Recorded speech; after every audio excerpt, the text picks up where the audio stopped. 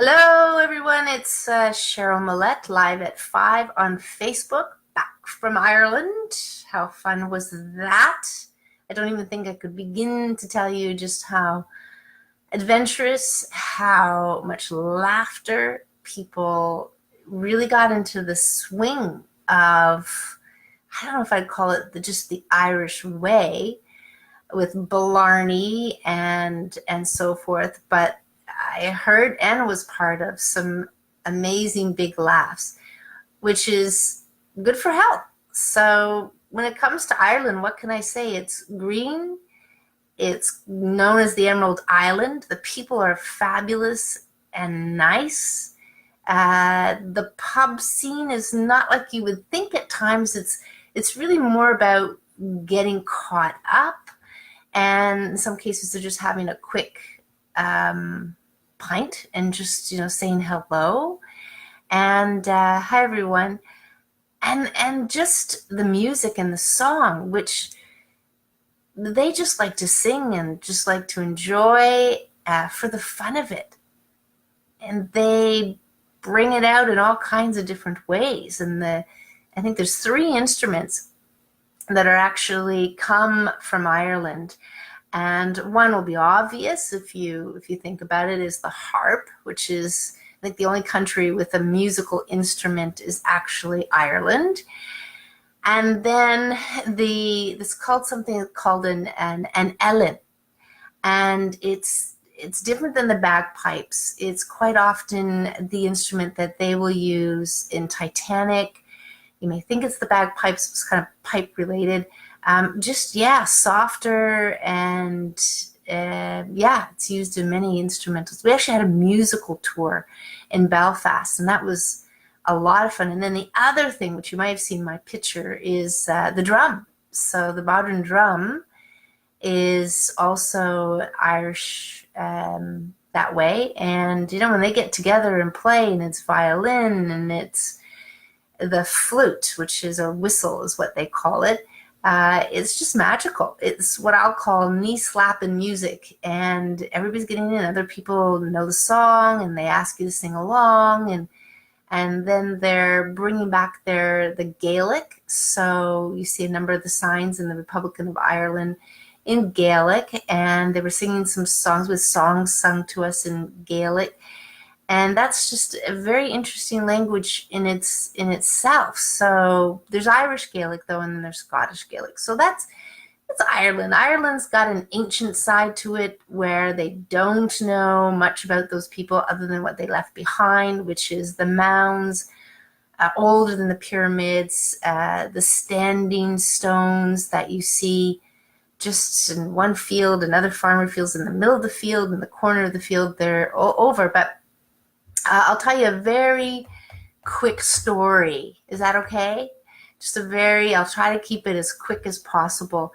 And so here's a story. And it was in Kilkenny, which is about an hour and a half, couple of hours from Dublin. And Kilkenny is a very ancient town, and not too far from Wicklow Mountains, which is a monastic town there. So that used to be there, where they did the Book of Kells and so forth. But in this town, so they had this bar. You could see it it's like a sandwich sign in the ancient part of, or medieval part is what they call them. And it says, "A hole in the wall." So you're going, oh, this is like a little pub or something that's down this alley. And you look down this alley and you see this sign called "A Hole in the Wall This Way." And you're trying to, I wonder what this is. So curious as we be in groups, this is a few of us, we go down, and it's this old building, like 1500s, that was renovated.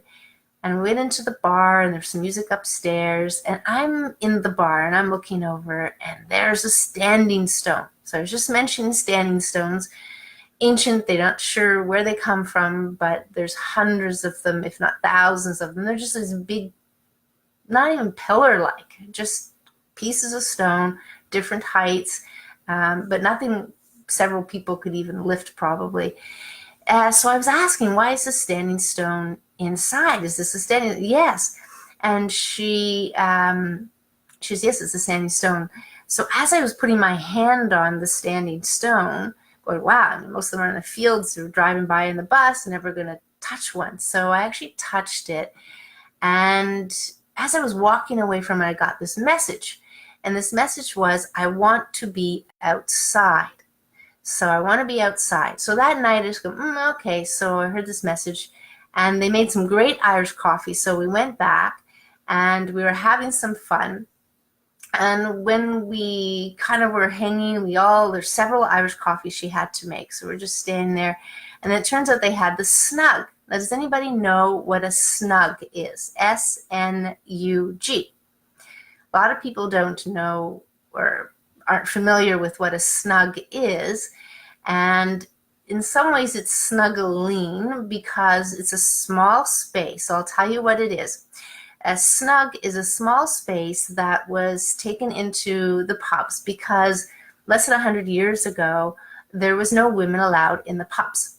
So no women allowed in the pubs. And by building these small rooms, then they would have, then a husband and wife could come in and they go into this little room, which I believe there's be windows that you can see. I saw some of them in pictures. The one that we were in, the building being 1500s, was actually a room in and of itself next to the bar. But these snugs were, again, it's just allowed for women that weren't normally allowed to come in, but the husband wanted to drink with the wife, and there they are. So now let's get back to the hole in the wall. So I did tell so make some Irish coffee, and I want to do two things. I want to explain what the name a hole in the wall really means. And when you look out the back and there's this patio and there's all like a brick wall or more like a stone wall, and there's actually used to be a door there, a hole in the wall. So not a maybe big formal door or anything, but this hole in the wall. And they had it filled in with stones. And the hole in the wall was for those who didn't want to be seen coming into the pub or whatever else, nonsense was going on there. I'll leave that up to your imagination. And they would come through this hole in the wall. And they go, I think there's a church behind there. They explained there was a church behind there. So it was just as easy for them to pretend they're walking to the church and then skip down the side or the back or out the back door, however that worked for them, and then come through this hole in the wall, and then vice versa. So back down to the stone. So I thought that was kind of cool with the story. So actually the next night, and there was a group of Americans there, but I said, well, we're leaving as a group. So I wanted to mention them about what this message I got from the standing stone. So the young lady was there, and I said, well, I just want to mention something because I'm here, and I got a message from the standing stone, which again could be 8,000 years old, 10,000 years old. And I said, this stone said that it wants to be outside. And she looked at me with these big eyes, and I'm going, oh, okay, what here? So anybody was just kind of listening to what she had to say about the standing stone. She said, wow, isn't that interesting? We had brought the stone in, but a few weeks ago, not too long ago, and we've been meaning to put it right back out. There's some sort of an event that was in the back or something, so they'd moved it in, and they've been meaning to put it back, but Michael, the owner, hasn't had time or just forgot about it. So she said, thank you for telling me that. I'll make sure to pass it on, and we'll get the stone back outside where it belongs. So anyway, just a little story from Ireland, and there's many other stories from Ireland that are kind of crazy, funny, quirky. Sometimes you had to be there, but I highly recommend if you kind of want to understand some history in Celtic even, the Gaels even, and ancient stuff. See a lot of that, like they're called Sheilas or Shilanagigs. Even understand. So I'm just going to bring this up here. And this is not something I've done live on 5. So we're just having a really lot of fun. But there's a couple of things I want to mention as well. So this, I'll just hold it still so it doesn't go blurry. You can see it looks like a hand, and it's actually a stick. And in Ireland, at some point, you know, Britain took over Ireland. They weren't able to have weapons. They weren't able to carry weapons. Let's say Catholics, you know, and Irish in that way. So they created these sticks. Now, apparently, these sticks, whether this is like full height as a walking stick, but there's shorter ones, and they'd use them like in martial arts, and you know, it was their weapon. And apparently, you know, a lot of Irish came to Americas and in Boston and so forth. This would be the baton. So that's kind of where supposedly the baton came when we think of the cops. So how cool is that? So this is an old one. This is actually just to wrap it up. This is from somebody in my walk club who came to the celebration 10th anniversary and said, here, do you want to do me a favor? And this was a friend of his was Irish. And he actually gave it to me to take to Ireland to walk on a few hikes with it. Because his friend has passed on and he would like that. So there you go. So that's a shillelagh. You can look that up. But here's what I discovered when I was looking up a shillelagh. So I don't know how many of you are music buffs out there. And so here's just a story where in looking it up, an interesting name came up. And I thought, oh, I wonder what that's about. And a few hundred years ago, or a couple hundred years ago plus, there was an incident where a young boy was beat up by some guy, some thugs or some Irish, with some shillelaghs, and badly hurt, but they caught the people who did it, and they went to court and so forth. And I guess when they were looking through some court records, they looked at the last name of this young boy, and he and his brother came to North America. I think they were in Tennessee or some mid there. But the last name, as it turns out, who is also Irish, is actually Elvis Presley.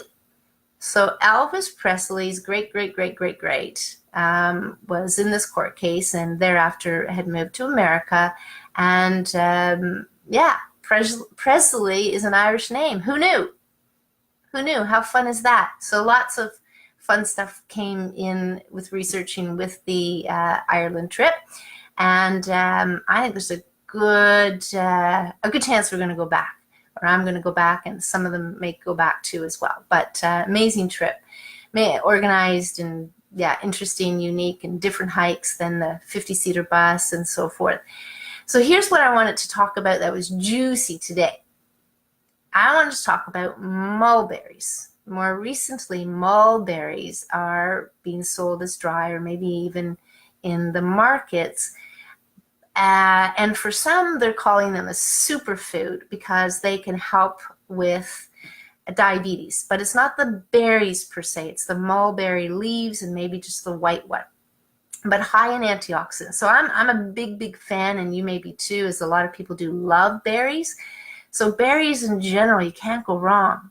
If you're picking berries and eating more than you're putting in the basket, that's great. I mean, that's fresh, raw fruit berries full of antioxidants, very water rich. And so I'm pro all berries if you can pick them. But there is something to some of these leaves or some other parts of these berry trees that are very interesting, be it the white mulberry leaves. And you can make tea and stuff. So just, again, I'm probably just going to share these things, and you can go out and research. I might do blogs on them over time. But yeah, so mulberries, they're delicious. We have a few of them in our neighborhood here. I just picked a whole batch of it today. I don't know. I guess it's about 4 cups, but I'll see if they can actually get a picture of it. But you can kind of see. Now, these are the purple ones. And they're kind of like pink, well, reddish, and then they kind of go to purple, whereas the white ones are white, and then they kind of go to a light purple, a rose, that kind of thing, and, you know, shades in between. They're not as sweet as the blue ones, but I wouldn't get too hung up on what's more or less, or if you have some berry trees or you prefer certain berries over other berries, just eat berries. It's probably the simplest thing to think of. No worries. You don't have to try and search for a mulberry tree, but this is the time for mulberries, and you'll notice the mess underneath. So not all trees, are edibles when berries are falling down, but right now you have two berries that are more tree-like, but can be bush-like. Can even be those umbrella tree mulberries. That type is too.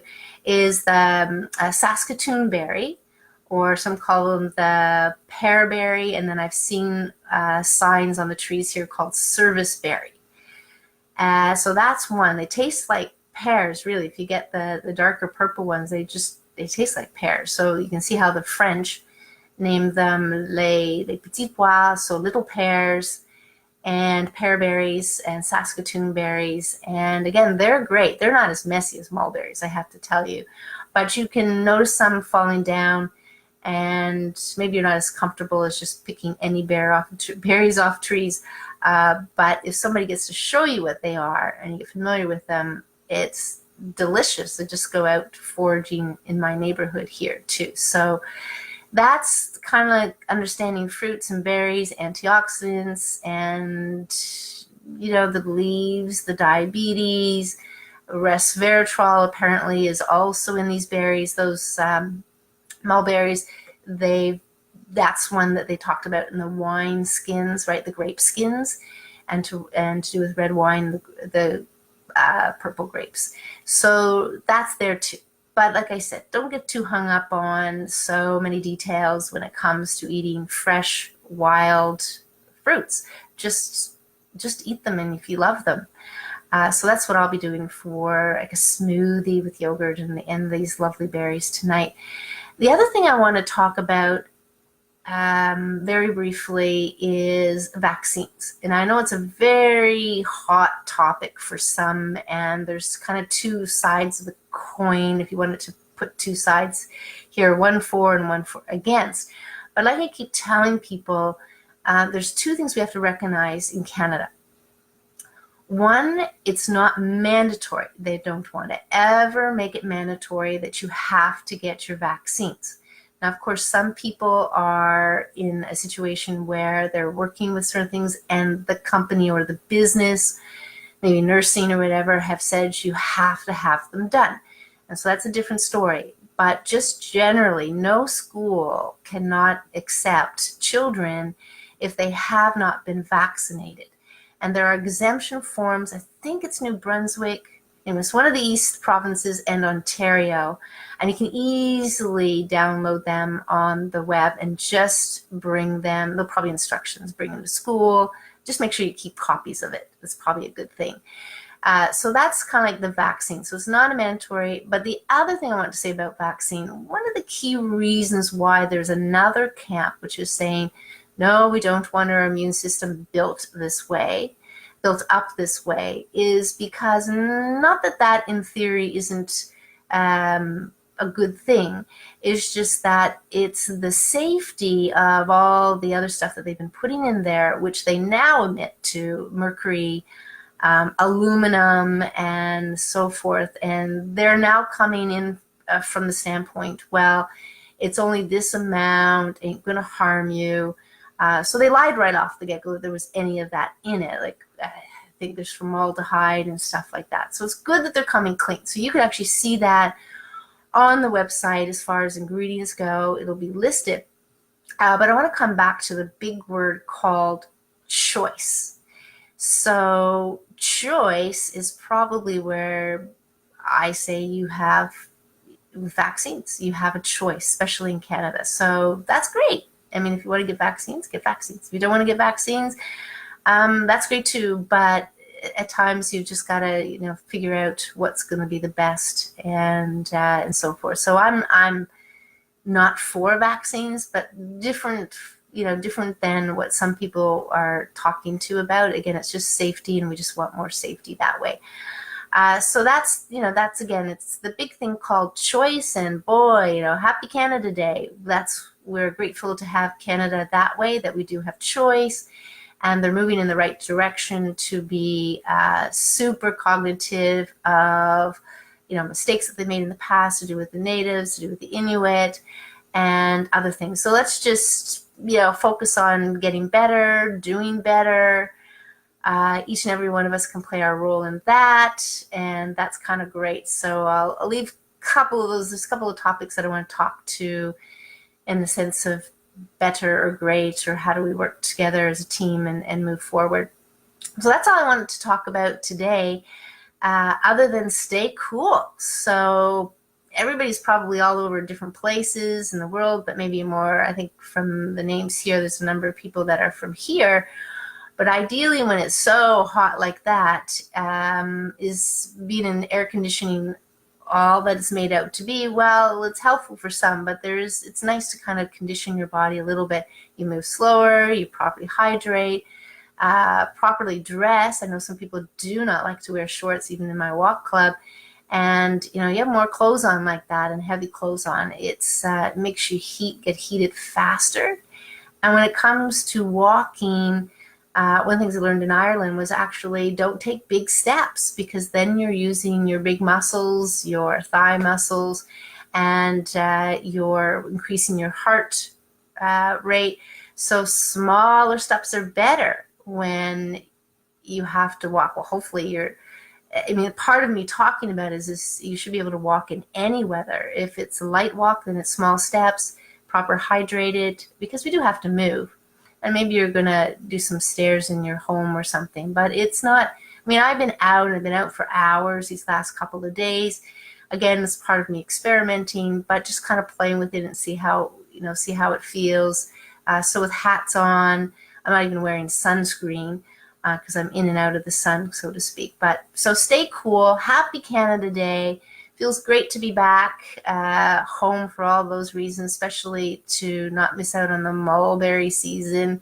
And I guess the other thing I just want to leave you with is, because it kind of came to me, I posted in the Holistic Chamber of Commerce page, is that there are all kinds of smiles. So smile, devious smile, you're up to something, smile. It's funny smile. It's, it just might be, I just learned something smile. So there's all kinds of smiles. So I'm just going to challenge you, and maybe, I guess what I would say is probably challenge yourself to smile, no matter what's kind of going on, smile. And again, it'll be one of those kinds of smiles, but it will change how you feel. So whether it's a lesson learned, or whether you're just spilt something and it's like, smile to yourself going, really? I just did that?